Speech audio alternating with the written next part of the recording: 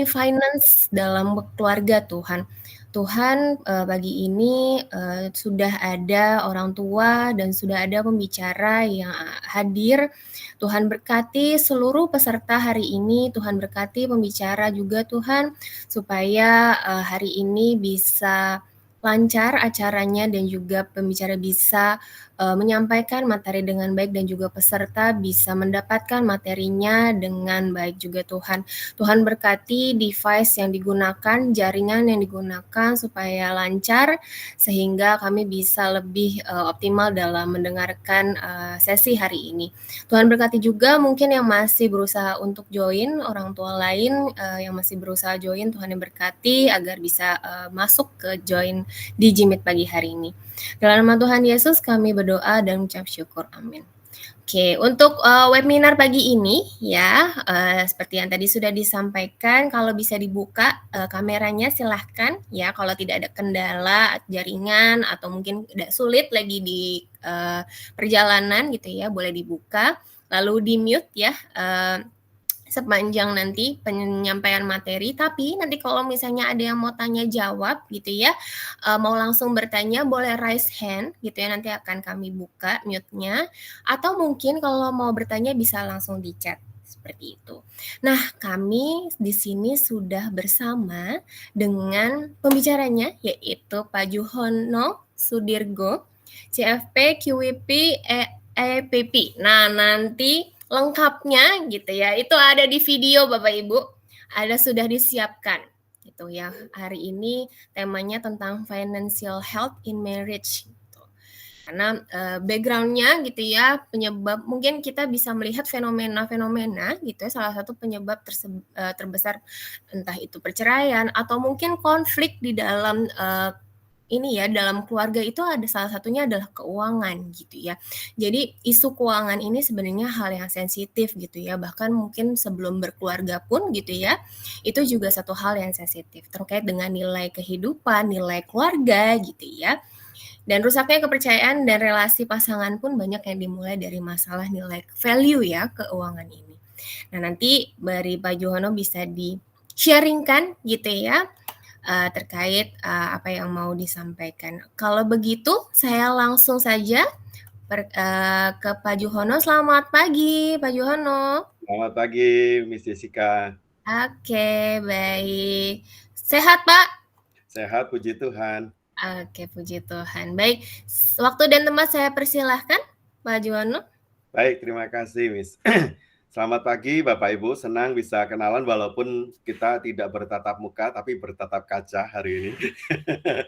Nah, senang bisa sharing juga. Saya dengar tadi ada yang dari luar Jakarta ya. Oke, nah hari ini topik yang saya ingin sharingkan di ICC Talk seperti di screen yang kita miliki, Financial Health in Marriage. Nanti saya mau sharing beberapa hal. Seminggu ini aja saya ada beberapa keluarga yang konseling masih mengenai keuangan mereka ya, nanti kita coba bisa berbagi lah apa pengalaman, terus mungkin ada pertanyaan juga welcome ya. Saya punya materi juga nanti bisa diminta kalau dibutuhkan ke panitia PDF-nya. Judulnya hari ini saya beri judul adalah dua sisi mata uang. Coba kita lihat dulu apakah sebentar, share screen saya sudah terbaca, udah kelihatan di layar. Nah, sudah Bu Jessica udah aman nih screen-nya, kelihatan belum? Karena saya nggak bisa pantau juga dari sini. Oke? Aman Pak, aman, terlihat Pak. Oke, sudah kelihatan ya Bapak Ibu ya. Baik, saya lanjutkan ya. Nah, saya beri judul dua sisi mata uang sebagai topik dari talks kita yang membahas tentang guidance untuk financial health in marriage ya. Oke, nah saya tadi udah dikenalkan, saya kasih profil sedikit ya. Saya lama di dunia perbankan dan sekuritas. Ini background atau CV saya.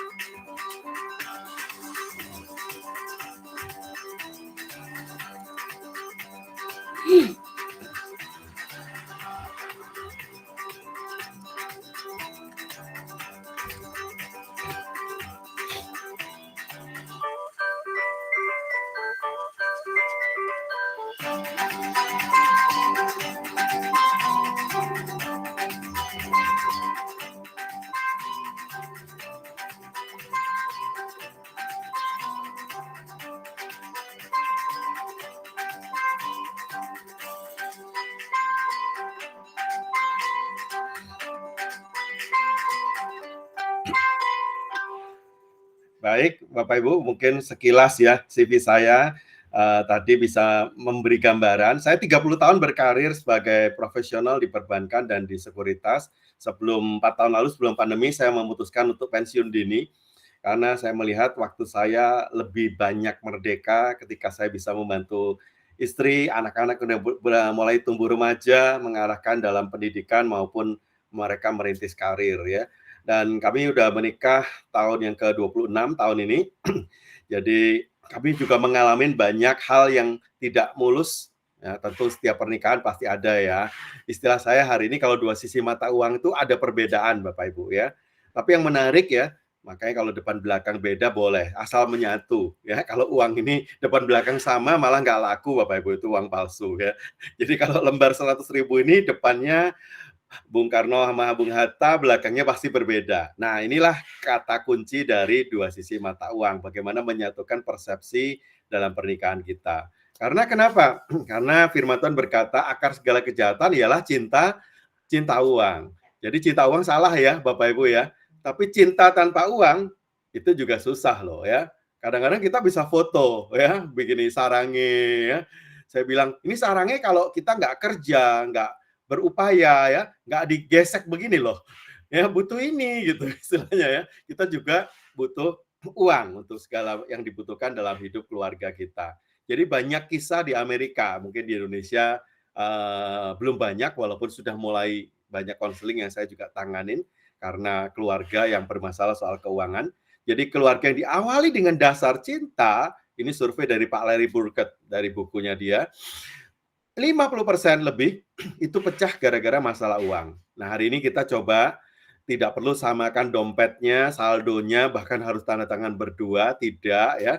Tapi karena kita perlu persepsi, komunikasi, ini yang paling penting. Tentang keuangan yang sama, supaya kita bisa nyambung, walaupun background kita berbeda. Saya ini melihat selalu dalam konseling pun, dalam pertemanan ya, teman-teman tuh kalau menikah kadang-kadang justru menyatunya itu kutub yang berbeda. Nah, kalau di fisika kita belajar ada magnet kutub utara, kutub selatan itu kan nyatu ya Bapak Ibu ya. Kalau kutubnya sama malah bertolak menolak kan. Jadi kadang-kadang kita dipersatukan Tuhan itu, saya juga lucu sama istri beda jauh. Tapi ada baiknya, kadang-kadang makan saya suka dada, istri suka paha. Ya ayam itu kan nggak semuanya dada, nggak semua paha. Jadi kita bisa berbagi Bapak Ibu. Kalau nggak berebut kan. Jadi banyak hal yang mungkin berbeda, bukan menjadi dasar untuk kita istilahnya berbeda secara prinsip tentang keuangan. Jadi kalaupun background kita mungkin pasangan yang belum beriman atau bahkan ada pasangan yang sangat hemat ya, tapi cenderung pelit atau pasangan yang boros, kadang-kadang balance juga ya, karena suami work, istri shop gitu. Jadi workshop kita, itulah kehidupan. Ada yang murah hati, ini juga kita ketemu kemarin waktu konseling, bapaknya itu sangat hitungan, tapi istrinya itu sangat murah hati.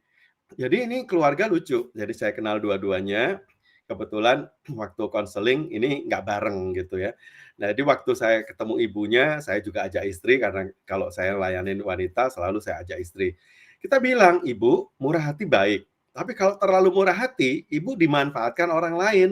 Dan akhirnya sebenarnya kalau kita memberi itu menolong orang untuk ketemu dengan Tuhan yang pemurah ya, yang pengasih, bukan ibu yang jadi Tuhannya. Sehingga mereka nggak ketemu Tuhan, ketemu ibu, merasa ketemu Tuhan. Kita salah loh, kualat loh istilahnya ya. Jadi kita coba rubah konsepnya, karena suaminya berapa aja dikasih, habis. Bukan buat dirinya, bukan beli tas branded, enggak. Dia sederhana banget. Tapi siapa aja yang anaknya nggak sekolah, terus kemudian siapa yang sakit, siapa yang ini, itu bisa habis semua. Jadi kadang-kadang karena budgetnya unlimited, dan dia seorang ibu dan pelayan juga dari yayasan, maka suaminya yang bekerja juga bingung berapa aja kok habis begitu ya. Nah, ada juga yang perencana seperti saya.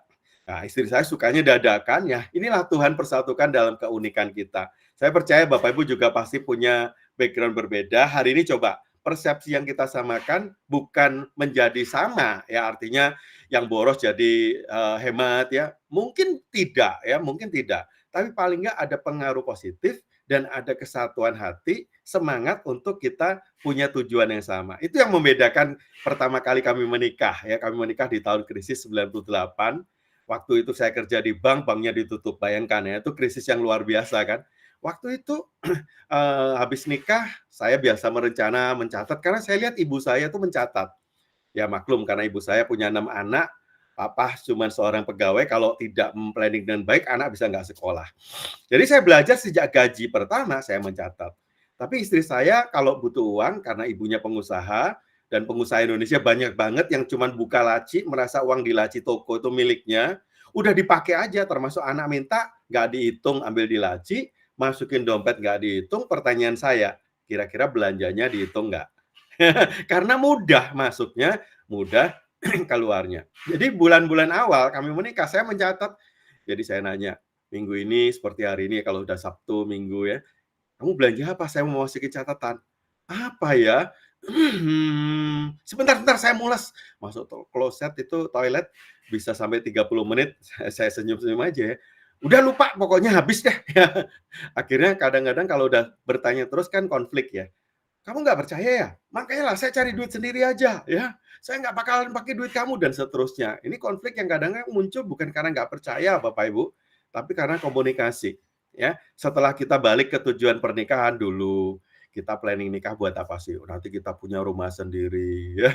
Terus kemudian punya anak-anak yang sekolah di sekolah favorit. Nanti masing-masing anak bisa sekolah sampai sarjana. Nah, ternyata mencatat atau merencanakan untuk tujuan bersama yang baik seperti waktu mimpi kita berumah tangga. Setelah tahu visinya, setelah kembali ke tujuannya, baru kita paham, walaupun tetap dia nggak mencatat Bapak Ibu, tapi dia pintar sekarang setiap belanja, dia pakai rekening saya kalau tagihan ke saya. Jadi memang saya udah komitmen juga, pengeluaran keluarga harus dari saya. Dan kalau yang dia belanja betul pakai tunai, dia forward. Sehingga saya bisa pindahin, akhir bulan kita review sama-sama. Jadi boleh beda ya tetap Bapak Ibu, tapi kita punya visi yang harus sama. Kenapa? Nah, sekarang kita lihat dasar firman.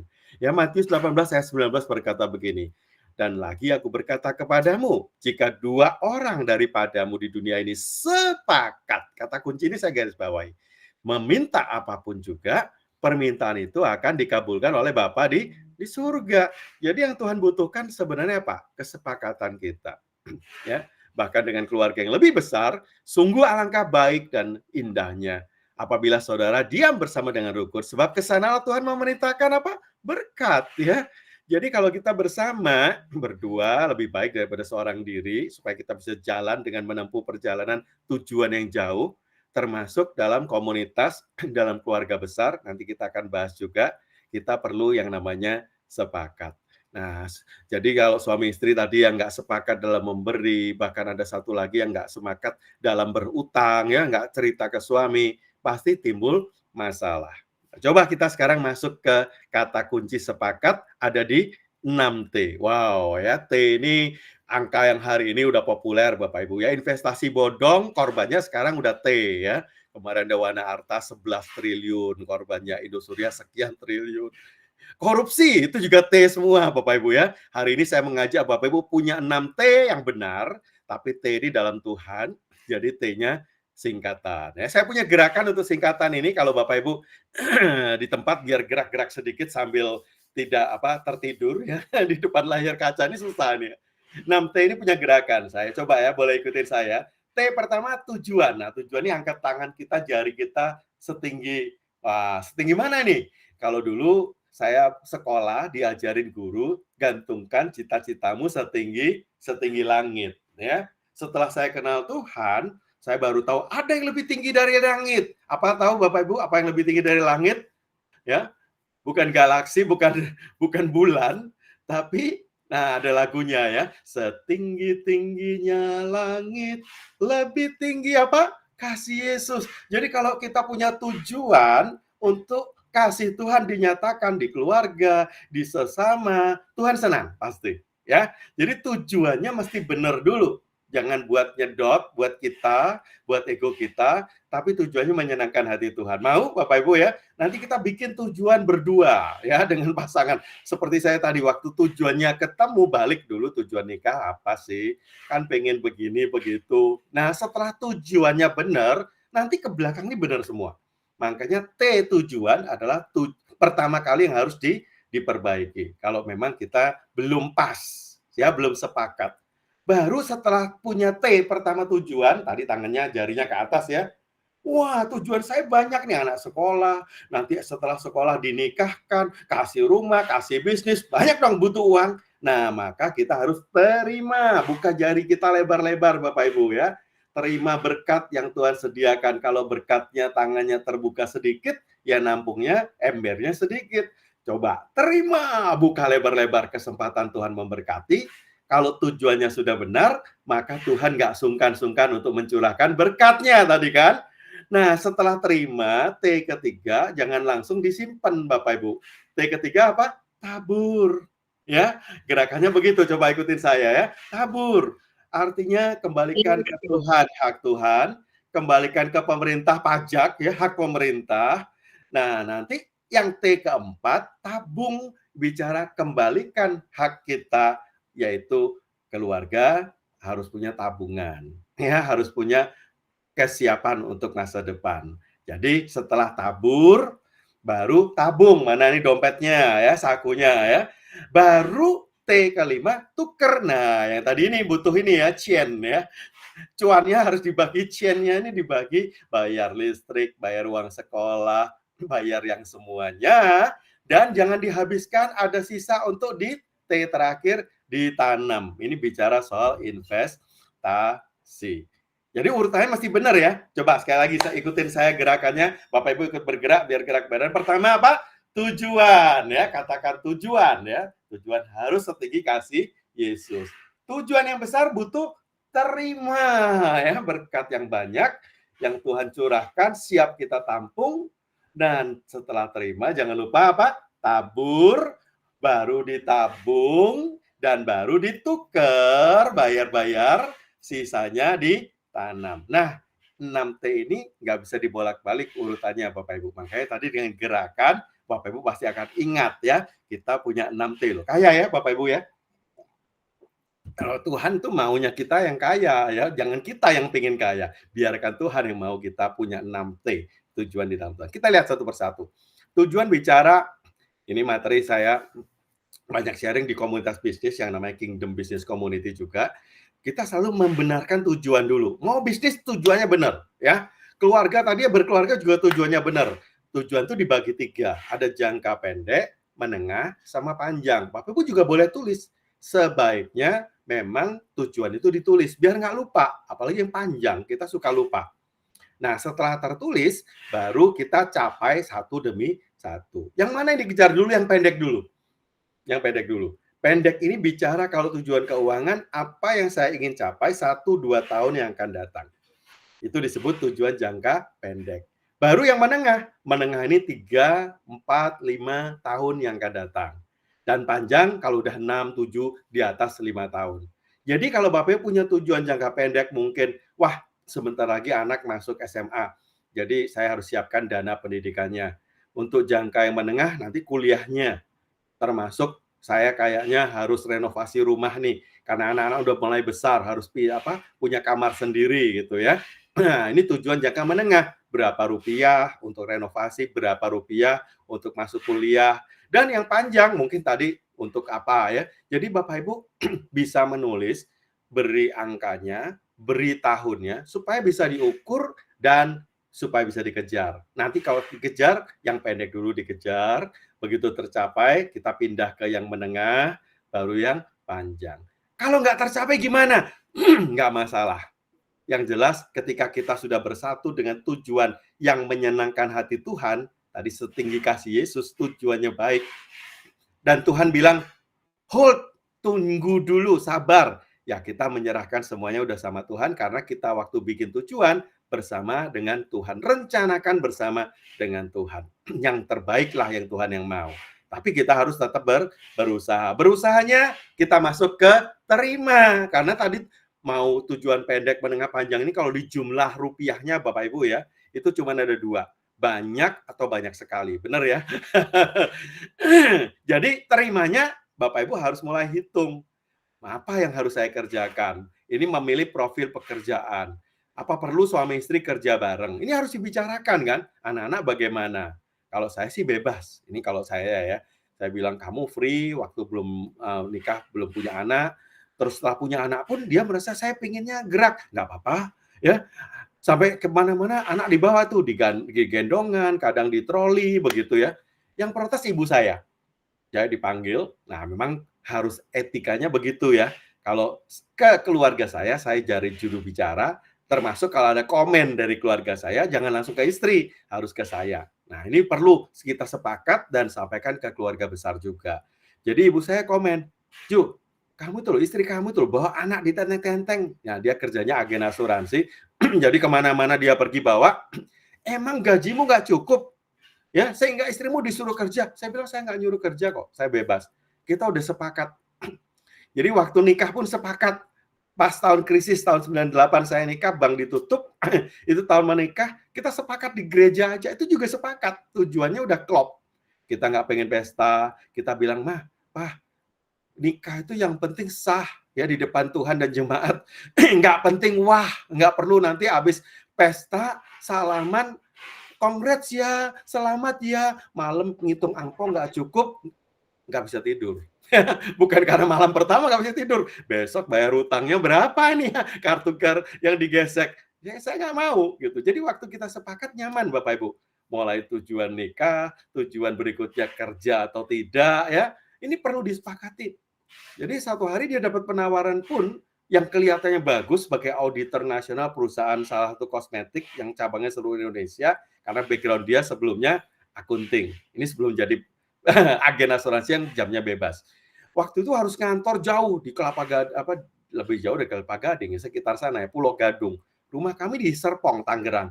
Aduh, di jalan aja udah berapa lama ya. Terus dinasnya itu harus keliling kota mengaudit, walaupun gajinya bagus.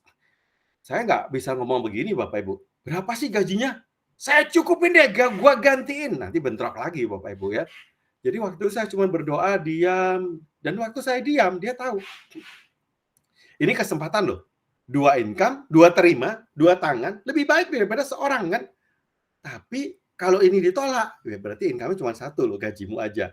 Ya kita coba cukupkan dengan income kita. Saya bilang, "Sepakat ya, saya akan pastikan saya memenuhi kebutuhan keluarga." Ah, ditolak ya? Ya udah, baru dia cari yang lainnya. Jadi komunikasi ini penting, bahkan dalam hal yang baik, yaitu terima berkat Tuhan. Kalau ini nggak jalan Bapak Ibu, wah bisa cekcok. "Saya baru nikah, ditinggal audit 3 minggu baru pulang. Buat apa nikah ya? Nggak ketemu 3 minggu." Zaman dulu nggak ada WA call, nggak ada video call. Nah, itu bisa konflik. Kadang-kadang Bapak Ibu yang kelihatannya berkat, cuan, ya, berkat, itu jangan-jangan menjadi jerat. Oh, itu tipis bedanya antara berkat dan jerat. Kita harus bisa membedakan.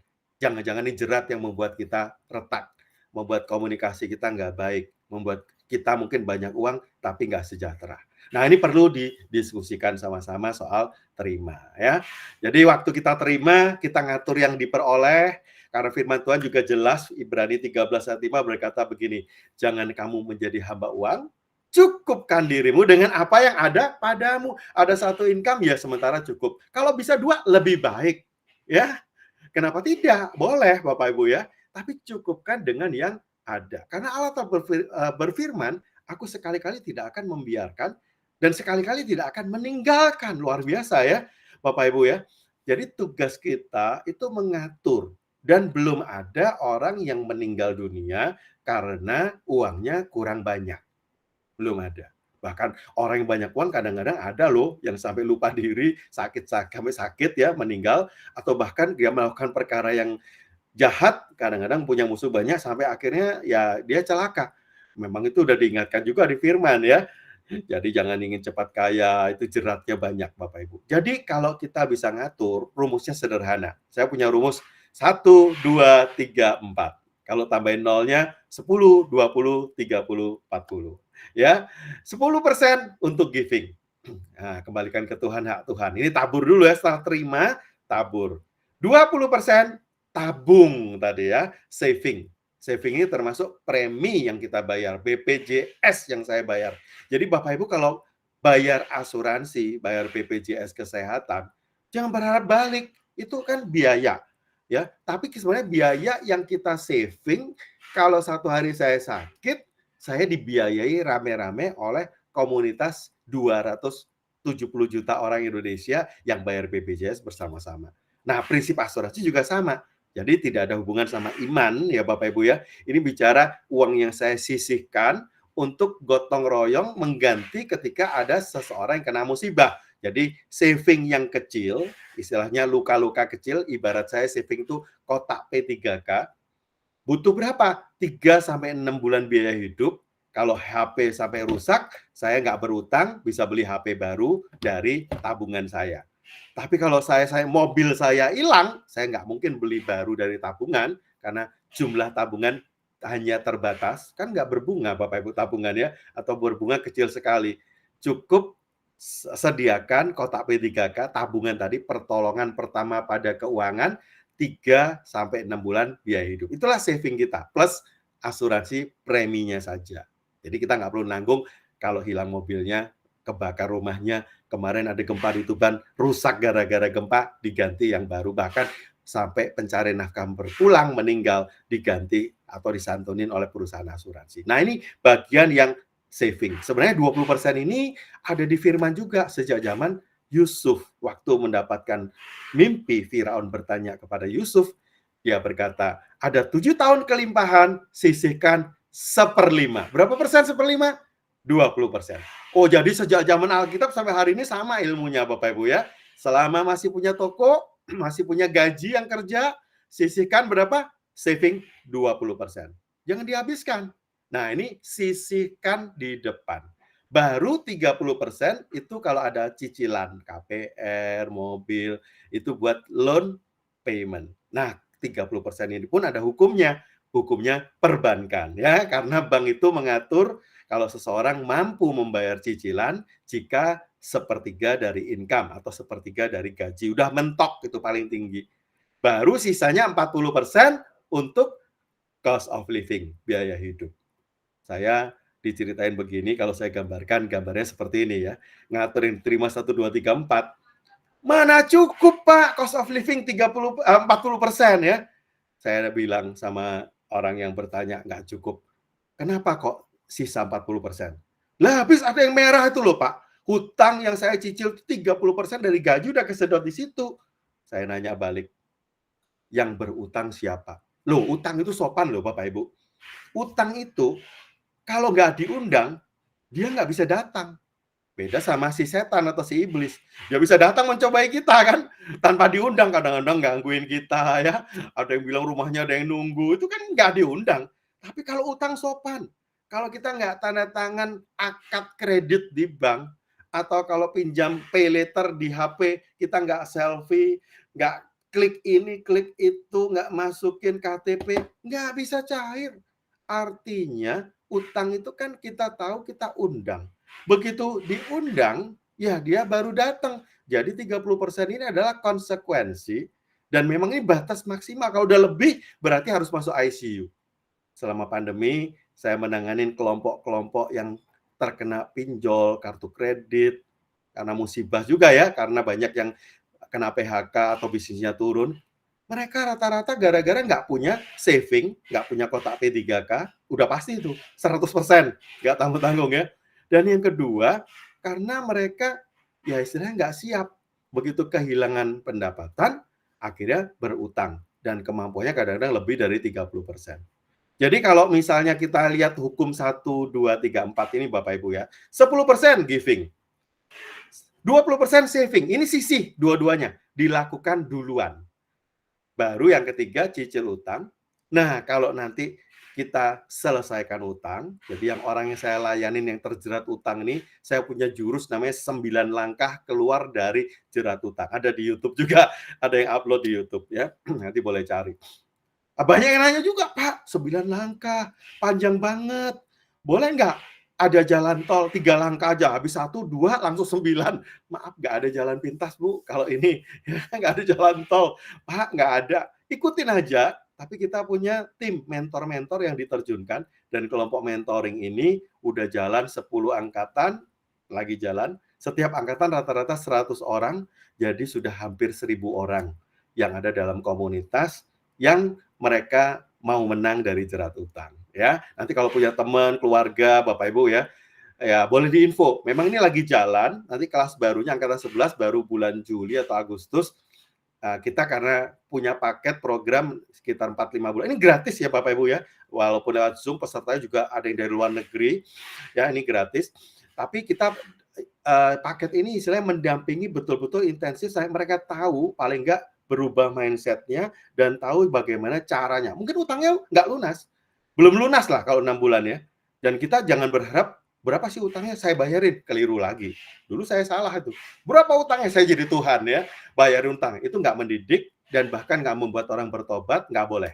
Jadi dilarang membayarin utang orang lain. Menjadi penanggung utang, firman Tuhan juga nggak boleh. Amsal udah bilang. Tapi kalau mendampingi supaya dia nggak sendirian, nggak stres, kasihan ya. Ada kemarin ada keluarga, bapak anaknya dipaksa terjun, katanya anak udah setahun nggak bisa bayar uang sekolah. Aduh, hati saya kalau udah dengar berita begitu, kenapa nggak ketemu kita ya? Paling nggak ya mereka bisa punya iman untuk mereka bangkit kembali. Mereka nggak sendirian. Mungkin kita juga nggak bisa bayarin kok utangnya, tapi mereka paling nggak punya pengharapan. Nah, ini yang perlu kita sampaikan Bapak Ibu ya, jangan putus asa. Dan ini sejak saya kerja di bank, saya melihat begitu susah orang berutang, saya punya hati banyak di situ, melayanin, dan saya udah mulai menularkan dan menelurkan asisten-asisten mentor yang bisa menjadi debt buster. Ingat ya, kalau ghostbuster, setan datang, tengking dalam nama Yesus, pergi. Utang datang, nggak bisa. Debt buster nggak bisa tengking dalam nama Yesus. Ada langkah-langkah yang harus dihadapin. Jadi, sampaikan ada jalan keluar. Jangan takut, kita bisa bantu. Jadi, kalau satu hari utangnya lunas, cost of living bisa naik kan 70%. Nah, ini baru cukup, Pak. Bahkan kalau saya hemat, ada sisa, dan sisa itulah yang diinvestasi. Ini sekali lagi, investasi juga banyak orang keliru. Nggak giving, nggak saving, nggak punya kotak P3K. Wah, sekarang yang penting cuan. Beli rumah, cuan. Beli emas, cuan. Salah. Investasi itu harus dari sisa. Giving dan saving, sisi. Apa bedanya sisi dengan sisa? Sisi itu duluan. Sisa itu belakangan. Nah, kalau rumus ini dibenerin, Bapak Ibu, kita lakukan rule yang benar di keluarga, aman kok keluarga kita, Bapak Ibu ya. Paling nggak punya pondasi yang benar, punya pengaturan yang benar. Ini baru ngomong 2T loh saya. Masih panjang, ini ada 4T ya. Dan kita lanjut aja dong dengan T yang berikut, bisa memberi yang benar. Nah, memberi ini juga penting, sepakat Bapak Ibu. Kenapa? Kalau kita memberi yang harusnya memberkati dan kita juga diberkati, menjadi berkat, terus nggak sepakat, itu bisa jadi jerat. Bisa bikin berantem. Ini persis dengan satu yang konseling kemarin ya, karena ibunya terlalu murah hati. Jadi ada bahkan karena nggak disepakati, memberinya diam-diam. Nah, ini saya garis kasih warna merah nih, peringatan nih Bapak Ibu. Itu saya kasih istilah namanya selingkuh harta. Loh, saya nggak nyimpen pil pria idaman lain atau will wanita idaman lain, tapi saya membelanjakan sesuatu secara diam-diam, apalagi kadang-kadang kalau istri pro keluarganya istri, suami pro keluarga suami. Kalau buat seberang, hitungannya minta ampun. Kalau boleh ditawar, buat mama kamu itu loh, kebanyakan 1 juta, 100.000 aja sebulan boleh nggak? Waduh, istri kan teriris-iris ya. Kalau buat mama kamu 10 juta juga dikasih. Mamaku 1 juta aja ditawar. Nah, ini pasti bentrok Bapak Ibu. Sama-sama nabur loh. Sama-sama baik loh. Ya. Bahkan kemarin yang saking istrinya murah hati itu keluar ide begini, Pak, boleh nggak Pak? Kita kan beriman. Kalau menikah sama hartanya. Apalagi secara hukum harta bersama ya. Jadi kalau meninggal atau cerai kan ada gono gini. Kan tapi orang percaya Tuhan nggak boleh cerai Pak dalam Tuhan. Saya nggak cerai deh. Tapi saya minta gono gininya dibagi dulu, masing-masing misalnya kalau 1 miliar, 500 buat saya, 500 buat suami, kita tetap nikah Pak, tetap serumah, tetap suami istri, tapi uangnya biar terserah saya mau bagi-bagi biar dia nggak komen, suami terserah dia mau pakai ke siapapun, boleh. Terus, kan bebas kita nggak konflik soal keuangan. Saya bilang, Bu, aturannya siapa Bu? Nggak bisa ya. Di mana hartamu, di situ hatimu. Begitu berpisah, jangan-jangan hati ibu berpisah ya, hati suami berpisah. Enggak gitulah caranya ya. Bicarakan dengan baik. Termasuk satu keluarga pernah gebrak meja suaminya, padahal tujuannya baik. Ini kejadian udah lama ya. Zaman itu suaminya itu ibunya di luar pulau, pengen renov rumah, bocor, istrinya nggak setuju. Nah, waktu dia dapat tagihan proyek, duit zaman dulu juga sering kecampur ya. Nah, ini Bapak Ibu harus bedakan uang keluarga yang kita bicarakan hari ini dengan uang bisnis. Betul-betul harus terpisah, jangan dicampur. Jadi tagihan proyek dibuat transfer ke ibu. Mestinya nggak ngotak-atik jatah keluarga loh. Ya, masih nggak ngotak-atik. Ibunya terima duit, telepon ke rumah. Zaman itu belum banyak HP. Ya, atau kalau ada satu paling. Yang terima istri. Kring, halo.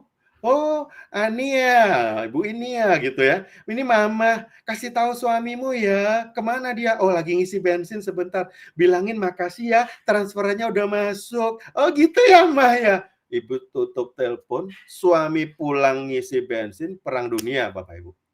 Perang dunia, sampai konseling ke depan kami, gebrak meja. Pokoknya saya minta cerai. Anak udah 17 tahun, udah SMA. Saya bilang, bro, ada apa? Itu waktu itu anak kami masih kecil-kecil bahkan ya. Udah nikah 17 tahun. Saya baru tahu gini, suami saya dan seterusnya. Wah, dulu ibu waktu menikah memang nggak buka mata ya. Ibu kalau sebelum nikah buka mata lebar-lebar, kan belum nikah. Boleh cek pasangan suami istrinya, boleh dicek dulu. Nggak apa-apa, kan belum nikah. Begitu udah nikah, Bu, rumusnya cuma satu, tutup mata. Kalau ada masalah, lipat tangan. Artinya berdoa. Cuman itu resepnya. Saya bilang gitu, nggak bisa dong cara gitu. Tapi dia gini, diam-diam dia kasih maaf. Aduh ya. Ya puji Tuhan, terakhir tahun ini kita ketemu keluarga itu tetap rukun dan mereka melayani Tuhan. Ya mereka sembuh. Balik lagi Bapak Ibu ya, sesuatu yang baik pun harus digunakan dengan cara yang benar, sepakat ya. Jadi jangan keliru. Terus tabung bicara tadi, kalau musibah kecil kita punya kotak P3K berapa? 3 sampai 6 bulan biaya hidup. Jadi handphone rusak, rumah bocor, nggak ngutang Bapak Ibu ya. Nah, kalau 3 sampai 6 bulan biaya hidup ini ada apa-apa, mungkin ada income berhenti, omset turun, ada suami kena PHK, hidup dari situ pasti nggak ada utang. Dan kita 6 bulan kita cari pekerjaan baru, kita cari terobosan baru. Dan saya percaya masa sih kita berusaha, berdoa, Tuhan nggak jawab. Saya nggak percaya. Ya, 6 bulan itu lama loh, Bapak Ibu ya, berdoa dan berusaha. Tapi yang terjadi karena nggak punya kotak P3K, nggak punya saving yang 3-6 bulan, begitu bulan ini susu bayi habis, gesek kartu, bulan depan tagihan kartu datang, belum dapat pekerjaan, mulai muncul pinjol. Bulan ketiga, debt collector. Bulan keempat, stres. Wah, itu yang terjadi biasanya yang kita konseling di mentoring, Bapak Bu, mentoring hutang. Nah, ini gara-gara kesalahannya tidak punya saving. Jadi mutlak ya, saving itu sisih keluarkan dulu. Ingat, kalau bisa 20%, kalau nggak bisa udah start 5%. Tapi kalau mau nurut Yusuf, usulan ke Firaun, 1/5 ya dari gaji kita. Nah, kalau musibahnya besar, ya kita nggak perlulah sediain cadangan cash buat bangun rumah kalau kebakar atau beli mobil cash. Sisihkan dengan premi asuransi. Jadi kalau berobat diganti. Ya, ini penting Bapak Ibu ya. Kalau kita bayar preminya kan kecil, anggarkan ditukar. Nah, biaya inilah yang harus dicatat. Ini biaya harus dianggarkan bersama, disepakati. Caranya bagaimana? Silakan, istri boleh nulis. Buat istri kan kadang-kadang butuh kebutuhan lebih banyak ya. Ibu-ibu kan kalau dari kepala sampai kaki kan kalau senada harus seirama. Pink-pink semuanya ya, mulai dari topi sampai sepatu pink, tasnya pink, lipstick yang pink. Besok merah-merah semua ya. Kalau suami amit-amit jangan ya, hitam putih aja atau batik saya seneng. Nah, kalau kita tahu sadar memang ada anggaran lebih buat istri, silakan Bapak Ibu ya, sepanjang ada anggaran. Kalau ada anggaran, boleh belanja. Nah, masalahnya kadang-kadang belanja bahkan memberi itu tanpa anggaran. Ya kalau negara tanpa anggaran belanja diperiksa BPK, ketahuan korupsi KPK. Nah, itu bahaya Bapak Ibu ya. Kalau rumah tangga nggak perlu, tapi sepakati. Bikin anggaran sekarang gampang kok. Ada singkatannya namanya akronimnya Rumah Kristus nanti ya. rumah tangga, utilitas ya, M makan, A anak, uang sekolah anak, jajannya lah, lesnya ya. Kemudian H hiburan, boleh loh dianggarkan hiburan ya. K kesehatan ya.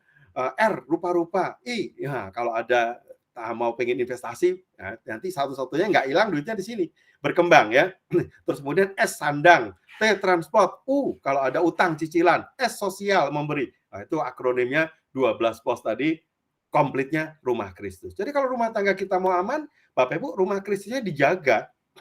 Ya, pengeluaran kita dianggarkan, dan kalau ada anggaran, kadang-kadang saya ingetin istri, kamu bulan ini belum belanja baju loh. Ya, padahal ada anggaran nih buat sandang tadi. Ini ada sale nih di Sogo atau di Matahari, kita kasih tahu bahkan. Nah, yang menarik, saya bilang, anggaran beli baju ada, tapi anggaran buat beli lemari baju nggak ada loh tahun ini. Kan nggak tiap tahun kita beli lemari ya, Bapak Ibu ya. Mungkin 5 tahun sekali, 3 tahun sekali kan. Jadi caranya gimana? Akhirnya dia punya hikmat. Oh, gampang. Kalau saya buka lemari udah penuh, nggak ada anggaran buat beli lemari baru, berarti saya pengen baju yang baru boleh. Yang lama keluarkan satu, pasti cukup diisi barang baru. Boleh, Bapak Ibu ya. Jadi yang dikeluarkan ini, yang terima kadang-kadang ada teman, ada pembantu, ada sekretaris. Bu, serius Bu, ini bagus loh masih buku. Ya betul, bagus. Tapi saya udah nggak cukup, atau saya udah nggak nyaman, atau saya pengen yang baru lah, terus terang ya. Jadi ya saya pengen berkatin kamu. Makasih ya Bu, orang senang Bapak Ibu. Nah, kita nggak perlu beli lemari, masukin aja. Ya. Nah, walaupun kadang-kadang dia buka lemari, dia cek, ini Magiku Hibiniu udah komplit nih warnanya. Yang ini enak, ini adem. Yang ini baru beli, tutup lagi lemarinya. Udah, bulan ini nggak belanja deh. Walaupun ada sale. Wah, puji Tuhan, haleluya. Kenapa? Nggak ada yang bisa dikeluarin, katanya begitu. Nah, di situ I-nya Rumah Kristus, investasinya nambah. Investasi itu ingat ya, sisa loh. Ya. Jadi sisa kan, biaya hidup yang 70% nggak keluar semua, ada 10%. Nambah investasi buat masa depan, buat jalan-jalan. Nah, itu bisa terjadi. Nah, ini penting. Jangan sampai nggak punya P3K, belanjanya besar pasak dari tiang, dan orang yang kita konseling itu 70% gara-gara salah gaya hidup, mereka terjerat pinjol atau kartu kredit, hutang konsumtif. Jadi bahaya nih Bapak Ibu ya. Nanti kalau ada yang problem, Bapak Ibu bisa kasih tahu. Nah, apakah Bapak Ibu mencatat? Hari ini dulu saya mencatat pakai Excel, manual. Sekarang banyak aplikasi yang gratis. Teman saya mendevelop namanya Cek Keuanganku. Kalau suka Bapak Ibu nanti boleh download. Ini gratis. Nah, simpel banget. Cuman klik 3 kali, maka semua tercatat di HP. Jadi semudah itu hari ini. Kemana-mana kita keluar kan bawa HP ya Bapak Ibu ya. Sekarang keluar rumah nggak bawa dompet, saya bisa hidup loh. Makan dari HP ya, naik taksi dari HP ya, semua di HP. Nah, sepanjang kita belanja di HP juga, kita klik simpan. Akhir bulan kita review sama-sama. Mana yang Rumah Kristusnya memenuhi anggaran, oh masih ada saldo, bisa buat investasi atau buat bulan depan. Mana yang melebihi harus direm. Jadi tujuannya itu ya, mencatat bukan mempersulit diri Bapak Ibu, tapi untuk dibaca bersama-sama, direview, ini paling penting akhir bulan, supaya kita punya tujuan tercapai. Tujuan itu yang pertama kali. Ini aplikasinya ada pengarahnya di YouTube juga, nanti Bapak bisa lihat ya, Cek Keuanganku namanya. Saya nggak putar, tapi paling nggak tutorialnya nanti Bapak bisa pelajari ya. Terakhir, tanam, ini bicara soal investasi. Ini dari sisa. Investasi kalau salah, kena yang bodong, Bapak Ibu, memang kata kunci investasi adalah spend your time atau invest your time before invest your money. Belajar. Dan harus tahu, OJK itu bilang kalau invest harus ada syarat 2L. L pertama, legalitasnya dicek, ada izin OJK enggak. L kedua, logik, masuk akal enggak. Nah, kalau nggak belajar, kena investasi bodong, ya nggak apa-apa. Mulai dari nol lagi, Bapak Ibu jangan sakit hati, relakan. Ya saya salah Tuhan, ngaku aja ya. Saya mengelolanya keliru, saya mulai yang baru, belajar, tanya dulu. Tentu teliti sebelum membeli yang kemudiannya ya, jangan salah lagi. Nah, itu bisa mulai dari nol. Tapi kalau investasi yang paling bawah, nilai keuangan ke anak, nah ini nggak bisa Bapak Ibu. Kalau dari kecil, anak tidak dididik investasi, termasuk keuangan, cinta Tuhan, bahkan kemudian mengatur keuangan, ke depan, wah kita bisa problem. Mungkin kita nggak bisa pensiun gara-gara anak harus menggantungkan hidup ke kita. Atau anak ternyata tidak bisa mengatur uang, terlalu boros sehingga mereka kemana-mana berutang sehingga kita juga nggak mungkin bisa hidup tenang. Bahkan mungkin nggak bisa meninggal tenang. Nah, ini nggak mungkin dong. Yuk bikin anak baru lagi ya, yang lama sudah, yang berlalu nggak bisa Bapak Ibu ya. Jadi kita perlu invest waktu juga ke anak, beri nilai keuangan yang benar ke anak. Anak itu usia 4 tahun sudah ngerti soal uang Bapak Ibu. Jadi jangan dipikir anak itu nggak pinter. Oh anak itu pinter banget. Bahkan anak bisa memanipulasi. Kalau tadi kata kuncinya sepakat dua sisi mata uang, suami istri nggak sepakat. Oh anak tahu banget, Bapak Ibu tahu banget. Oh kalau minta ke papa, papa itu selalu oke. Papa itu angel, malaikat. Minta mama, wah mama no terus, devil. Jadi dia tahu siapa yang dia pro supaya persuade, dia persuasif mendapatkan yang maunya dia. Nah, kita dengan mudah dipecah, bahkan kita bisa bentrok gara-gara anak. Makanya kalau ada sesuatu, kita nggak bisa lempar juga. Tanya mama, nggak bisa. Kalau memang itu krusial, tidak istilahnya bisa diputuskan langsung, ini terkait ke anak ya, bilang nanti papa akan bicara sama mama, bicarakan berdua. Dan waktu nanti kita sepakat, bilangnya bukan, mestinya papa kasih nih, mama nih loh yang nggak setuju, nggak bisa. Ya, harus ngomong, kami sepakat tidak, tunggu. Kita juga sepakat waktu kita bawa anak jalan ke mall, waktu anak masih kecil kan taruh di troli. Kita belanja ada shopping list, udah teratur tadi anggaran. Masukin kecap, bumbu yang habis, beras habis. Anak biasanya ikut belanja kan? Ada ciki, ada coklat, ada permen, ada Coca-Cola, ada apalagi yang jelly ya. Nah kita bilang ini nggak boleh manis, ini ngerusak gigi, dikeluarin. Respon anak gimana waktu dikeluarin di kasir? Kan dia cemplungin kita nggak tahu. Di kasir baru kita bilang no. Wah itu respon anak bisa berbeda, bisa tantrum kadang-kadang. Ya, wah nangis. Kadang daripada malu, udahlah ya. Kali ini aja ya saya bayarin. Anak tahu. Oh begitu resepnya kalau saya mau manipulit orang tua. Nah, waktu kami sepakat, kalau anak tantrum kayak gitu, tetap keluarin yang tadi kita nggak boleh, tinggalin anak di troli, ambil troli baru, barang yang udah dibayar, keluar, yang di troli anak nggak kenal anak siapa. Waktu kita jalan pergi, dia berhenti kok nangisnya. Nanti pulang baru diajarin. Lain kali nggak usah ikut belanja. Jadi waktu mau keluar rumah, kita udah ngomong, kita mau belanja apa, kamu mau belanja apa, boleh. Oh, buku tulis habis, boleh. Tapi kalau dia minta sesuatu yang kita no, tetap no. Jadi kita tahu mau main Tamsun boleh ya. Berapa kali, berapa token misalnya berapa rupiah, biar mereka juga kreatif. Oh, habis jatahnya, mereka cuma nonton.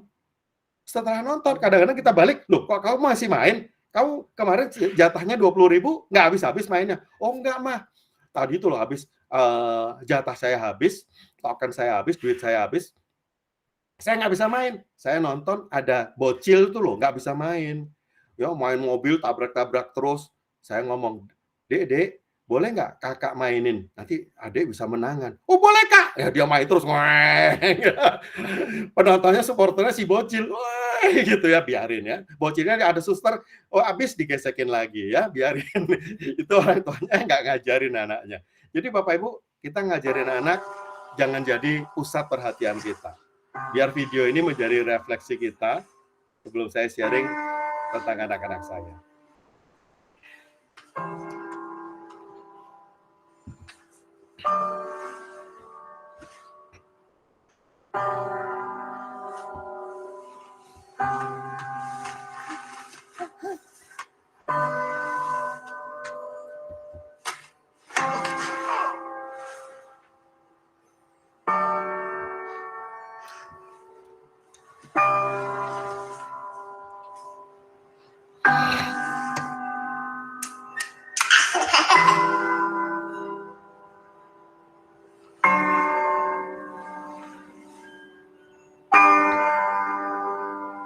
Kalau anak jadi center atau pusat perhatian, kita menuai di belakang, pasti sesuatu yang nggak enak.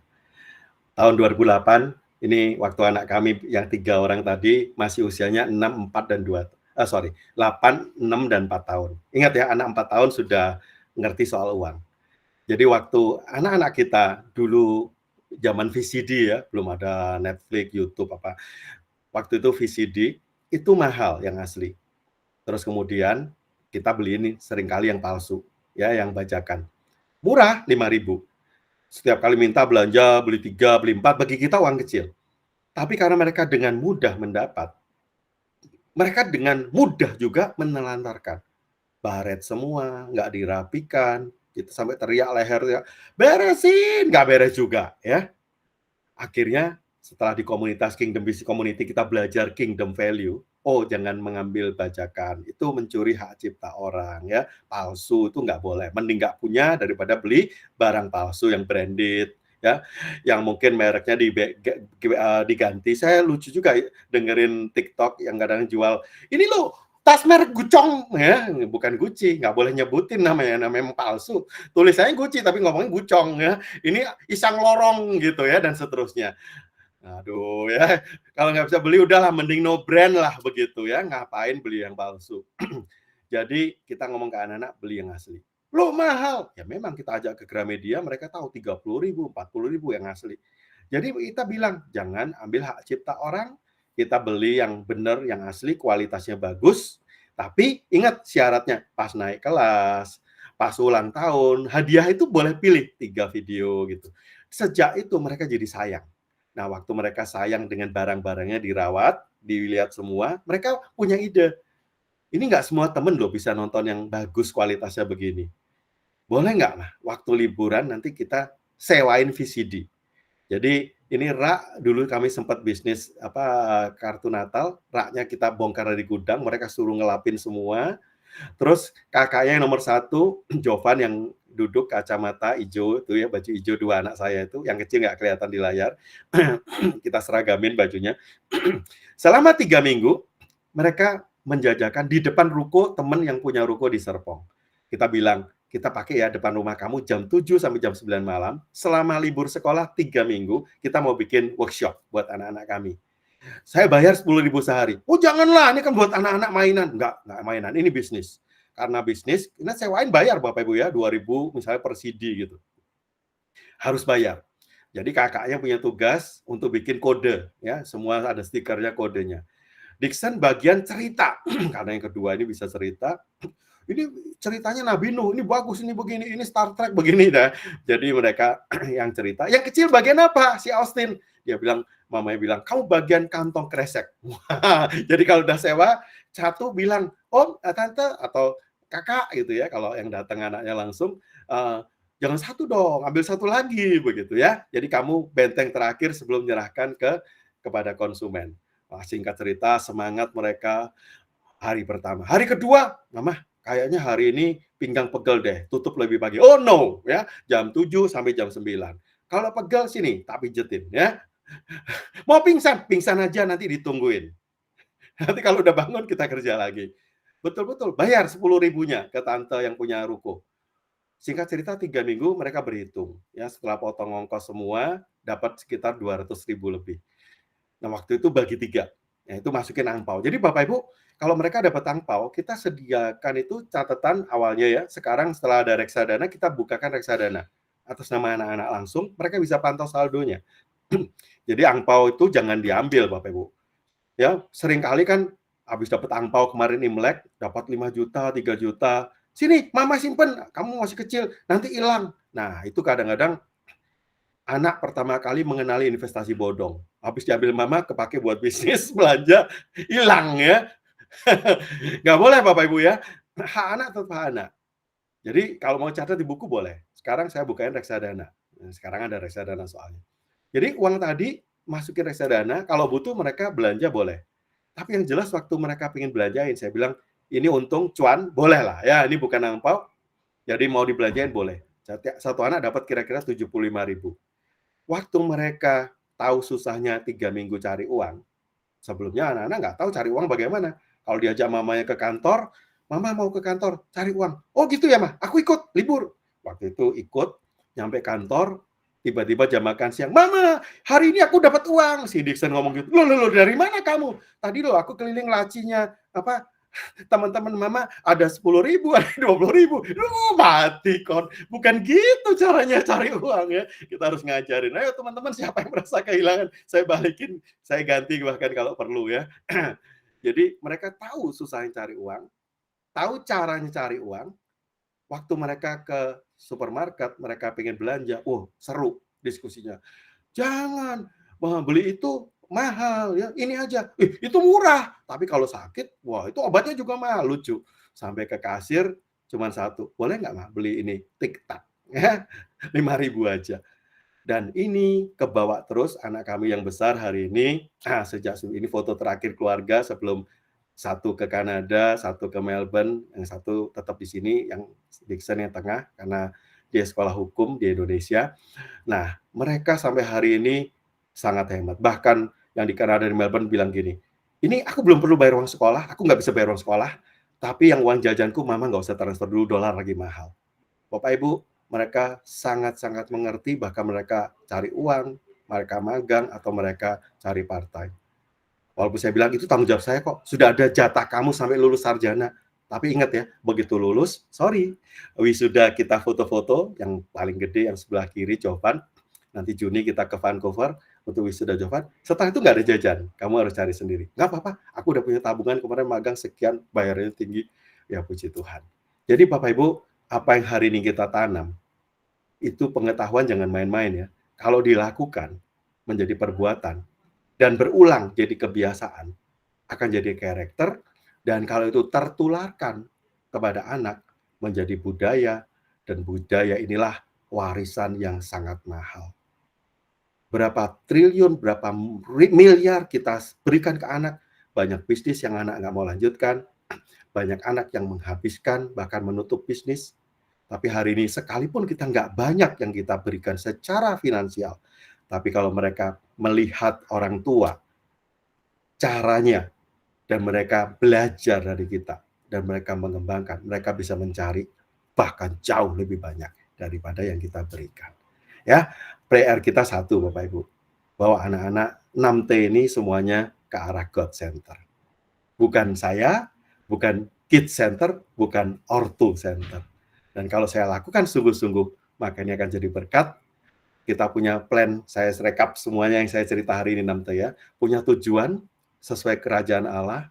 Kita tahu persis goal-nya jangka pendek, menengah, panjang apa. Terus kemudian tujuan yang besar, kita tahu kapasitas kita untuk memperbesar kapasitas berapa yang Tuhan izinkan, dipercayakan talentanya ke saya. Mungkin ada saya 1, 2, dan 5 talenta, Tuhan pasti memberi sesuai dengan kapasitas kita. Nah, kata kuncinya road to riches. Tuhan yang mau kita kaya. Tuhan akan buka jalan. Yang ketiga, jangan lupa setelah terima, tabur. 10, 20, 30 mulai dengan giving.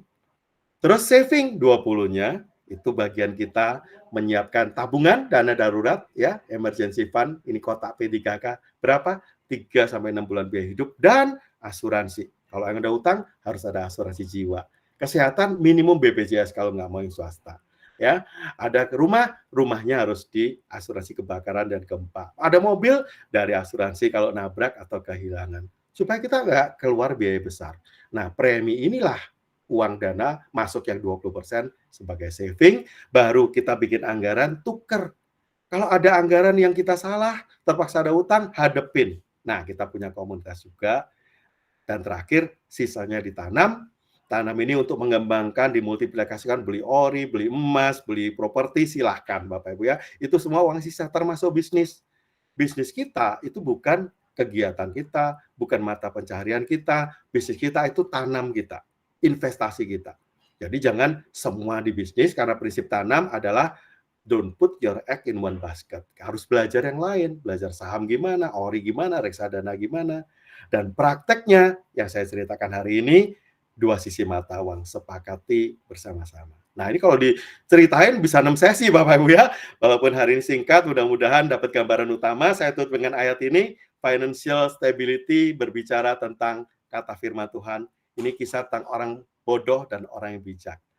Setiap orang yang mendengar perkataanku ini dan melakukannya, ia sama dengan orang yang bijaksana, yang mendirikan rumah di atas batu. Waktu banjir, badai, krismon, krisis, COVID melanda, rumah itu tetap berdiri. Tapi yang orang membangun di atas pasir, rusaknya banyak, ruginya banyak, problemnya pasti muncul. Tapi ya don't worry, boleh nanya, boleh ada komunitas, tetap Bapak Ibu didampingin kok ya. Jangan khawatir, jangan ambil jalan pintas, tetap pengharapan ada pada Tuhan. Puji Tuhan, ini sharing saya stop share ya. Saya kembalikan ke Bu Jessica sebagai host dan Iya, oke. Terima kasih untuk pemaparannya. Ini sudah langsung ada pertanyaan, Pak. Ya, jadi dari peserta ini pertanyaannya, kalau pemasukan tiap bulan itu tidak tetap, jadi mungkin freelance seperti itu ya. Nah, bagaimana tuh mengatur keuangannya? Gitu. Silakan, Pak. Oke. Jadi kalau gajian tetap jelas ya, itu tetap. Oke, kalau nggak tetap gini Bapak Ibu, coba flashback setahun terakhir. Ini kebetulan kalau masuk 2024, kita lihat 2023, Januari ke Desember ya. Year on year lah, setahun. Terus dibagi rata. Jadi kalau Januari mungkin 10 juta, Februari ada berkat tinggi 20, Maret kosong, zong, mungkin agen properti, agen asuransi bisa jadi ya. Nah, itu tinggal 2 juta. Nah, Bapak Ibu tetap harus punya kebutuhan dasar, tadi yang anggaran tuh loh, rumah Kristus. Misalnya udah dicatat nih untuk rumah, pendidikan anak, berapa, keluarnya tiap bulan butuhnya 15 juta, misalnya begitu ya. Jadi waktu kita punya tabungan, income kita di bawah tabungan, 10 juta, harus ambil 15. Kebutuhannya harus dipenuhi, nggak bisa enggak. 15. Jadi itulah gunanya kotak P3K, tabungan. Kalau nggak cukup, tabungan itu boleh dipakai, in case of emergency tadi ya. Kan punya 3-6 bulan biaya hidup. Jadi ngambil 5 kan, berkurang. Nanti kalau ada lebih, bulan depan income-nya 20, butuhnya 15 juga. 5-nya balikin ke kotak P3K-nya. Begitu. 2 juta, tetap 15, 13 ambil. Kan kita punya 3-6 bulan cadangannya. Ya, begitu lebih diisi. Jadi caranya begitu. Istilahnya menggaji diri sendiri. Yang bisnis juga sama. Kalau bisnis mungkin lebih detail, toko harus gaji saya 15 juta, PT gaji saya 15 juta. Kalau tadi yang mungkin yang agen segala modelnya begitu. Caranya bikin 2 rekening supaya nggak kecampur. Jadi ini satu rekening pemasukan yang tadi bisa naik turun ya 10, 20, 2 juta. Nah, yang sebelah ini yang rekening yang diatur siapa? Mungkin istri yang belanja, pindahin dari rekening A ke B, 15 yang kebutuhan. Nah, 15 ini yang dipakai konsumsi keluarga. Saldonya di sini, ini kotak P3K saya. Nah, kalau kotak P3K-nya belum masuk range yang aman, yaitu minim 3 bulan sampai 6 bulan, ya ini diusahakan dibalikin. Begitu tembus 6 bulan juga nggak usah gede-gede, investasi berarti uang sisa itu. Nah, jagai P3K-nya. Itu kalau income-nya nggak ada. Ya, tolong jawab. Berarti harus lebih pinter lagi ya Pak ya, ngelihat polanya ya, kalau income-nya nggak tetap ya, dibandingkan dengan yang tetap. Dibagi juga, harus dibagi 2, jangan 1. Oke, baik-baik. Ya. Oke, terima kasih Pak. Nih lanjutan lagi, mau tanya rekomendasi untuk dana darurat baiknya disimpan dalam bentuk investasi apa?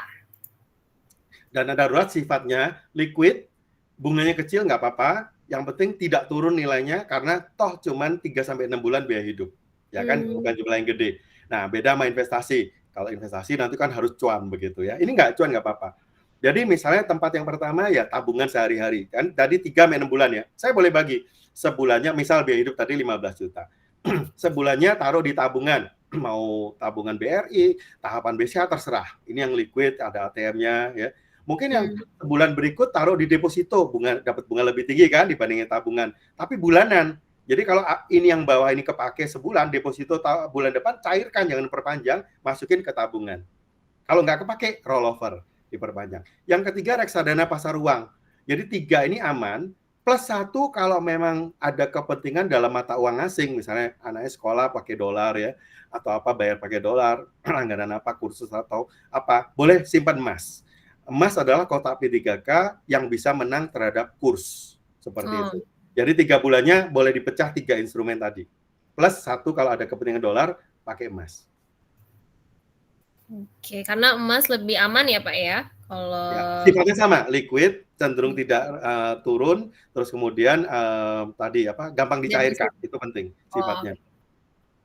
Oke, baik, semoga menjawab ya. Ini ada lagi, kan tadi Bapak juga sempat mention ya berkali-kali terkait value gitu ya, apakah nanti akan kalau itu berseberangan akan menjadi konflik. Nah, Nah ini, jika kebetulan pasangan ini sudah berkonflik gitu ya, nah gimana sih Pak cara memulihkan kepercayaan mungkin di antara pasangan tersebut gitu ya, karena masalah keuangan ini gitu. Misalnya tadi yang Bapak mungkin sedikit sampaikan ada yang boros gitu ya, lalu juga ada pengeluaran yang tidak jujur di belakang gitu, tidak disampaikan. Nah itu gimana nih Pak?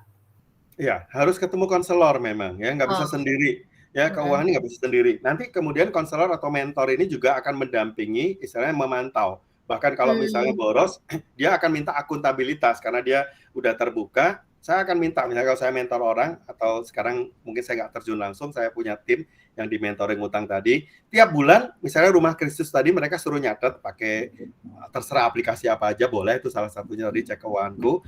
Hasilnya apa mereka harus forward ke kita. Jadi mereka harus transparan, terbuka. Terus kita bantu yang mana yang harus dipangkas, yang mana yang over sehingga bisa direm, yang mana yang masih wajar begitu. Jadi berdua, biasanya kalau saya datang pun konseling itu saya minta berdua datang. Karena kalau sendiri-sendiri kadang-kadang nggak netral, si A ngomong suami yang salah, si suami ngomong si istri yang boros dan seterusnya. Saya minta berdua. Walaupun berdua kadang-kadang responnya lucu loh. Depan saya tadi yang memberi mamanya diam-diam itu sampai gebrak meja itu datang berdua. Saya minta datang berdua. Saya bilang saya nggak cinta sama dia. Anaknya udah umur 17 tahun baru tahu nggak cinta sama dia. Nggak cocok, sorry, bukan nggak cinta ya. Saya nggak cocok. Nah, selama 17 tahun nih nggak ngelihat memang begitu ya, lucu ya. Tapi karena ada kita kan mereka nggak bisa konflik secara langsung. Ada yang utang. Jadi mending kalau bukan utang masih oke. Istrinya saya bilang oke, terbuka ya. Karena keterbukaan awal dari pemulihan. Istrinya tulis, saya kasih kertas, ditulis utangnya. Ada 60 orang, ada yang pinjol dan seterusnya. Oh, suami nggak meja lagi tuh. Plak depan saya ya. Sekali lagi lu ulangi, gue cerai lu. Saya bilang, Om, ada saya, Om. Kita beresin satu-satu. Ada caranya kok ya, walaupun caranya harus diikutin, langkah-langkahnya harus diikutin. Dan dia ikut caranya, sempat diteror juga, karena kalau udah nggak mampu, ya memang ada 9 langkah, nanti salah satunya minta keringanan. Cuman saya juga backup dia, kalau diteror, caranya ngadepin bagaimana, seperti itu. Dan puji Tuhan hari ini, utangnya lunas, dan dua-duanya melayani Tuhan. Ya, jadi harus konseling. Oke. Ini menarik ya Pak, maksudnya konseling kan berarti kan prosesnya bukan cuma sekali, 2 kali gitu ya. Ini kalau Bapak dan tim itu kira-kira penanganan rata-rata gitu berapa lama sih Pak? Jadi gini, dulu waktu saya masih profesional, karena waktu saya terbatas, saya pakai biasanya hari Minggu, Sabtu gini, ya orang-orang yang kenal, lingkungan gereja, pelayanan begitu. Kalau yang weekday, saya pakai jam makan siang. Jadi saya jam makan siang datang aja, makan bareng, kadang ngobrol ke kantor begitu. Nah, setelah saya pensiun, saya punya banyak waktu, dan memang pas awal pensiun, ada satu ibu, ini Wakepsek ceritanya ya, salah satu sekolah Kristen tapi bukan IPK.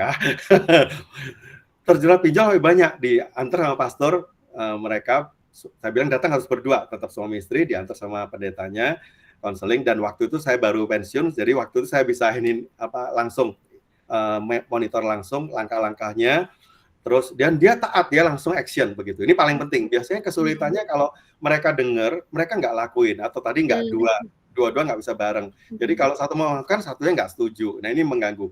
Jadi kalau dua bareng menolong banget, sepakat. Bahkan terakhir waktu saya review nggak mampu untuk bayar utangnya semua, saya bilang apa yang ada bisa dijual. Ya udah, saya jual mobil pakai motor ya, itu satu. Terus saya bilang cincin kawin masih ada, saya bilang begitu ya. Jual, hah Pak, cincin kawin juga masih dijual Pak. Iya, saya bilang gitu. Pokoknya apa yang ada dari 9 langkah itu ada langkah keempat. Apa yang ada padamu ya bisa dijual, dilakukan gitu, seperti itu. Ya tentunya yang nggak dibutuhkan ya, seperti itu. Loh, ini kan cincin kenang-kenangan. Lah, kenapa tidak ya? Kalau ini dijual bisa beresin utang, terus kemudian nanti minta suami yang ada berliannya, Bapak kan bersedia ya kalau udah merdeka ngasih istri yang ada berliannya? Boleh dong, bilang minta yang bagus. Begitu. Jadi ceritanya ibu ini lakuin, dan karena dia seorang asalnya Wakepsek, dia tahu langkah-langkah, dibikinkan kurikulum, menarik ya. Jadi 4 bulan kurikulumnya. Nah, terus dia waktu kesaksian di YouTube viral. Orang banyak, saya mau dong, saya mau. Akhirnya ditangkap difasilitasi oleh gereja kecil tempat pendeta yang nganter ibu ini jemaat di situ. Nah, saya jadi narasumber bikinkan metodenya. Nah, ini yang tadi saya bilang udah 10 angkatan. Jadi kalau nanti ada baru lagi bisa masuk. Memang kalau di tengah-tengah karena kurikulumnya 4 bulan, harus selesai dulu, nggak bisa di-insert di tengah-tengah orang baru. Nanti akan dimasuk. Tapi kalau ada yang tengah pun, mereka punya namanya komunitas untuk nampung. Jadi kalau di komunitas ini paling nggak mereka nggak sendirian kalau ada yang problem. Jadi sejak itu mereka istilahnya punya tempat lah untuk bertanya atau paling nggak punya penemanan. Karena penting banget ya, kalau sampai nggak ada penemanan ya tadi bisa langkahnya jadi jalan pintas. Ya sayang banget kasih. Jadi komunitas ini bisa nanganin, ini gratis semua. Karena by Zoom. Kita nggak pungut, kita udah bilang, saya juga ngomong ke ibu itu, terus kemudian waktu peserta itu 100, karena kapasitas kita asisten mentor cuma terbatas waktu itu, kita sedang duplikasi lagi, jadi satu mungkin handle 10 asisten cuma bisa 100, kita terima 100, dan sistemnya ketat, ada pelatihan-pelatihan, kalau mereka nggak taat, nggak lakuin, kayak tadi catatan, nggak lapor, nggak report, ya berarti dianggap nggak niat, gugur. Udah istilahnya gratis, mereka bayar dengan kesungguhan hati, dan setelah mereka menang, mereka bersedia berbagi untuk nolong orang lain. Cuman itu sih kuncinya. Gitu. Welcome kalau pengen bergabung jadi Debmaster atau ada pasien berikut nanti kita bisa tampung juga. Itu gratis. Di komunitas gereja berarti ya Pak ya itu ya? Ya, komunitas gereja. Nah, ini lagi saya kembangin bentuk komunitas kedua, ketiga yang dari KBC juga, bentuk asisten mentor baru supaya lebih banyak yang dijangkau. Karena korban kartu kredit nggak main-main ya, itu 10% dari orang Indonesia yang punya kartu 17 juta, berarti 1,7 yang problem. Pinjol lebih banyak. Pinjol. Ya. Pinjol itu di Jawa Barat aja 16 triliun, kalau 1% yang problem berapa? Jadi di luar sana kasihan kalau nggak ketolong. Ya kita menolong caranya juga harus benar, jangan ditalangin, dibayarin nggak mungkin juga. Tapi paling nggak buka jalan, buka pengharapan, dan yang penting mereka ketemu Tuhan. Jadi jawabannya dari Tuhan. Dan setelah mereka bergabung, ternyata mereka melihat, mereka waktu taat tadi melakukan banyak mujizat. Saya sampai kadang-kadang juga amazing, kok bisa ya? Jadi malam kesaksiannya tuh seru banget. Dulu saya udah niat bunuh diri, terus kemudian hari ini Tuhan ada yang lunas, memang ada yang belum lunas. Nggak apa-apa gitu, paling nggak mereka punya pengharapan satu hari akan selesai. Itu paling penting sebenarnya. Mereka udah dapat pengharapan dari Tuhan. Oke, baik. Bapak Ibu kalau mau ada yang bertanya, ya boleh langsung taruh di chat, atau mungkin mau open mic juga boleh, nanti raise hand. Ya, bisa langsung bertanya, nanti kita akan open mute-nya gitu. Oke, baik. Sambil menunggu mungkin pertanyaan. Oke, ini lagi, jika salah satu pasangan suka memakai kartu kredit yang berlebihan ya, secara tidak bertanggung jawab, maksudnya kartu kredit, mungkin pay later, seperti itu ya Pak ya. Dan akhirnya jadi pertengkaran, dan itu akhirnya gimana sih Pak baiknya menghadapinya seperti apa? Ya, kalau memang salah satu pasangannya masalah, kita diajakin, yuk kita konseling yuk gitu. Kadang-kadang kalau divonis pasangan itu lebih sensi ya, merasa kamu tuh pelit sama istri. Nah itu yang terjadi sampai akhirnya dia keluar ide, udah deh kan kita nikah harta bersama, kita bagi sekarang gono gini ya, terserah saya mau habisin buat siapa. Ya bukan itu juga solusinya kan. Jadi mending ketemu, biarkan istilahnya gini, ya kalau kita bertanyalah ke pihak ketiga yang lebih netral, jangan pendapat saya. Itu jauh daripada kita memvonis kamu boros, itu statement yang kadang menyakiti juga ya, dan nggak membuat orang berubah loh, seperti itu. Betul. Makanya selalu kalau kita udah problem utang, saya selalu tanya, pertama Bapak atau Ibu, tahu nggak jatuhnya di mana? Ingat ya, utang itu kan diundang tadi ya. Kadang-kadang jatuhnya gara-gara apa? Kan tadi setelah melayani sekian lama, saya tahu lubangnya 3. Pertama, salah gaya hidup itu paling banyak, 70%. Besar pasak daripada tiang. 20% itu salah investasi. Baik investasi bodong, jadi dia pakai uang kartu kredit, bunga 2%, terus investasi dijanjiin bunganya 10%. Matematikanya benar, 10 kurangin 2, 8. Prakteknya nggak benar. Begitu 10%-nya nggak dibayar orang, bodong, 2%-nya kartu kredit kan mesti bayar. Nah, itu biasanya stresnya di situ. Itu 20%. 10% musibah tanpa asuransi. Tadi mobilnya hilang, utang lagi. Nyicilnya nggak sanggup kan begitu ya. Dia pengen mobil yang sama, yang baru bahkan. Atau dia sakit, kalau bukan dia yang sakit, kadang-kadang orang tuanya yang sakit, dia harus bantu ya. selama ini kalau orang tua kita buat hidup doang mungkin cukup ngasih 1 juta, 5 juta barangkali ya, terukur. Orang tua mungkin nggak banyak kebutuhannya. Kalau mereka nggak punya dana pensiun kan, ya anak-anak harus support kita generasi sandwich. Tapi kalau harus 500 juta berobat orang tua, pasti kita nggak sanggup. Akhirnya dia maksain, masa demi orang tua dia gesek kartu ya. Nah itu lubang-lubang di mana kita jatuh. Dan kita menemukan kalau lubangnya udah tahu, istilahnya pondasinya nggak dibangun, keluarganya, akhirnya lubangnya jatuh ke dalam. Nah, kita nolong dia gimana paling nggak menyadari saya jatuh di mana, jangan mengulangi kesalahan yang sama. Sambil kita bantu mereka memperbaiki tadi 3 pondasi ini, misalnya cost of living-nya harus benar, gaya hidupnya harus benar. Jangan besar-pasak dari tiang. Ini lubang pertama tadi. Lubang kedua, ya jangan salah investasi, harus uang sisa, uang dingin, uang putih. Jangan terus kemudian utang dipakai buat investasi, merasa nanti untung, bahkan bisnisnya kadang-kadang merasa bisnisnya ini cuan nih, dia utang sebanyak-banyaknya. Satu hari tokonya harus pandemi tutup, restoran tutup, ya utangnya jalan ya. Yang ketiga tadi, entah dianya, anaknya, dirinya yang kena musibah karena nggak ada asuransi, dia harus membayar cukup mahal sehingga dia harus berutang. Nah, waktu dia sadar, baru kita bantu gimana ngadepinnya dan jangan ngulangin kesalahan yang sama. Jadi itu yang perlu dilakukan ketika ketemu ya biasanya nomor 1. Bapak Ibu sadar nggak kenapa muncul utang ini? Perlu sadaran dulu ya Pak ya. Kadang kalau udah ngutang nggak sadar. Kasihkan ngutang. Yang lebih gawat lagi kalau nggak jujur, nggak terbuka. Iya, benar. Jadi kalau nggak terbuka saya bilang begini kadang ada yang nggak terbuka, cuman ya sekedarnya ngomong. Biasanya saya kasih kertas, coba tuliskan utangnya, atau kalau sebelumnya mereka saya kasih list, suruh isi dulu, pas datang sudah terisi. Nah, kalau nggak terbuka, saya cuma ngomong gini, ya seorang datang ke dokter, dok saya pusing. Nah, itu kan obatnya bisa salah kalau ternyata pusing itu penyebabnya nggak tahu. Pusing kan bisa karena tadi malam kehujanan kemarin, ya pusing juga masuk angin. Kurang tidur bisa pusing, obatnya gampang tidur. Kalau kehujanan mungkin obat flu gitu ya.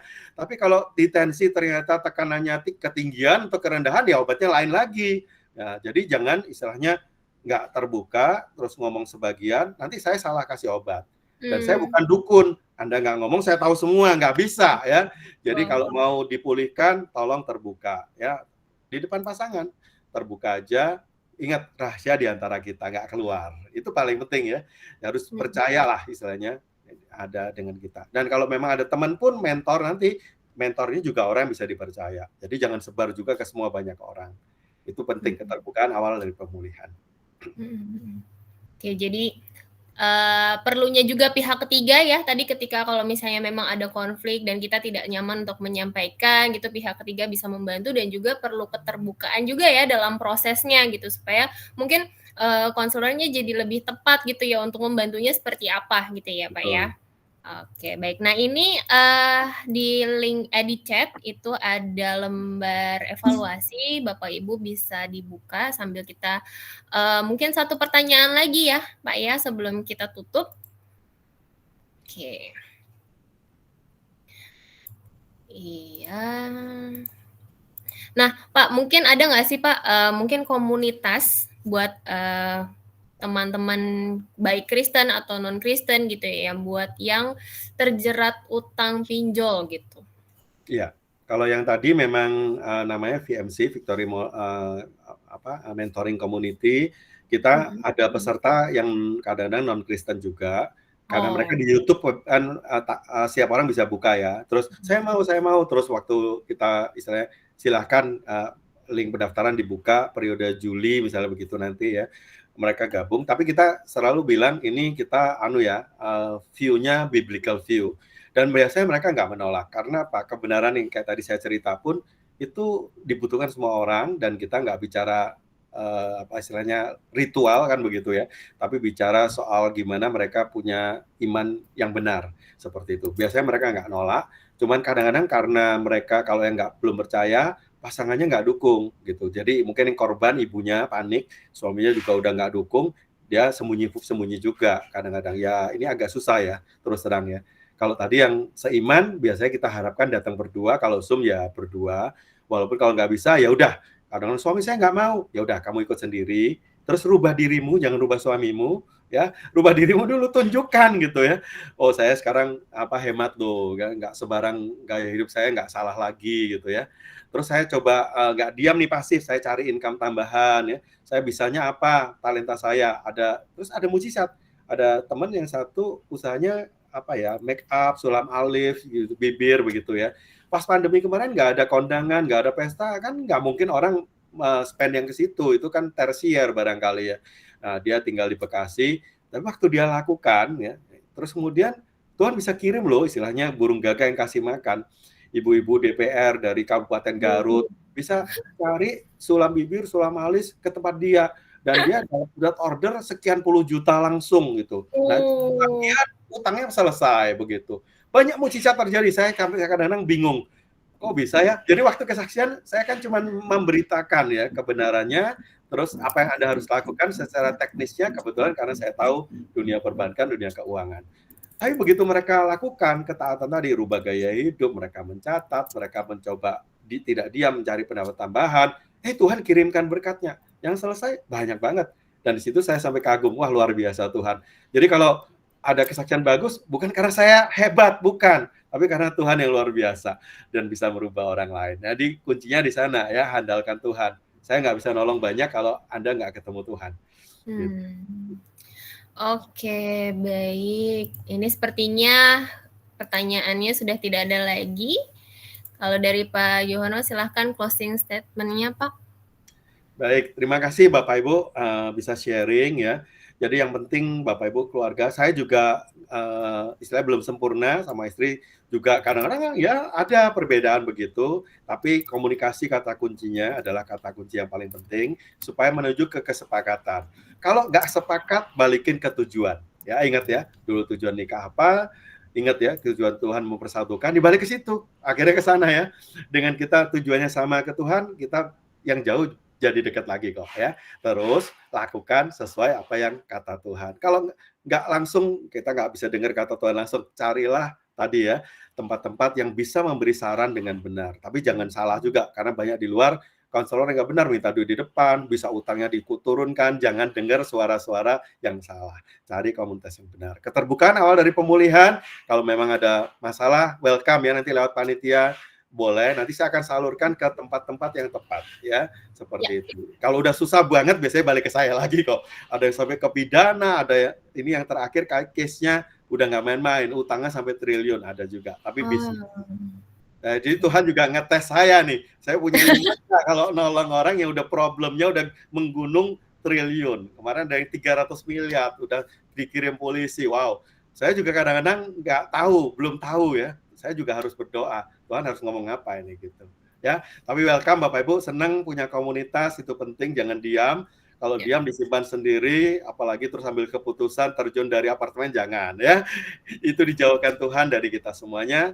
Di dalam Tuhan pasti ada jalan keluar dan ada pengharapan. Oke, baik. Terima kasih Pak Yohano untuk sharing-nya ya hari ini. Boleh mungkin sekalian berdoa untuk juga peserta hari ini. Silakan Baik. Pak. Yuk kita tutup dalam doa. Bapak, kami bersyukur kami boleh berhenti, tapi saya percaya Tuhan tidak akan berhenti berbicara kepada setiap kami, bahkan menularkan kebenaran yang didapat untuk dilakukan, menularkan kepada keluarga, pasangan, anak-anak, bahkan orang-orang terdekat kami. Sehingga mereka yang membutuhkan jawaban dari Tuhan, mereka akan menemukan Tuhan lewat diri kami. Pakai setiap kami Tuhan menjadi duta-dutamu untuk mencerahkan bahwa ada jalan keluar selalu dalam Tuhan. Ampuni kalau kami ada yang kesalahan, dan kami percaya Tuhan ketika kami kembali kepada tujuan Tuhan, kasih Tuhan mempersatukan kami, dan Tuhan akan memberkati setiap kita yang mendengar hari ini kebenaran ini dan melakukannya. Kita akan membangun dasar yang kokoh di atas batu karang, dan badai apapun tidak bisa menggoncangkan keluarga kami. Kami bersyukur punya Tuhan yang luar biasa, biarlah kasih karunia Tuhan menyertai kami, dari Allah Bapa, cinta kasih Tuhan Yesus, dan penyertaan Roh Kudus memberi kami kekuatan. Di dalam nama Tuhan Yesus kami berdoa dan bersyukur. Amin. Amin. Oke. Baik, kita sebelum bubar kita foto dulu ya. Bentar. Ya, Bapak Ibu boleh dibuka mungkin kameranya, kita foto dulu. Oke, baik. Iya, sudah mulai dibuka ya kameranya. Saya foto ya. 1, 2, 3. Oke.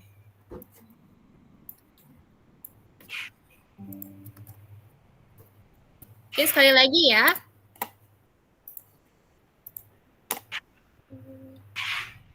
Satu, dua, tiga.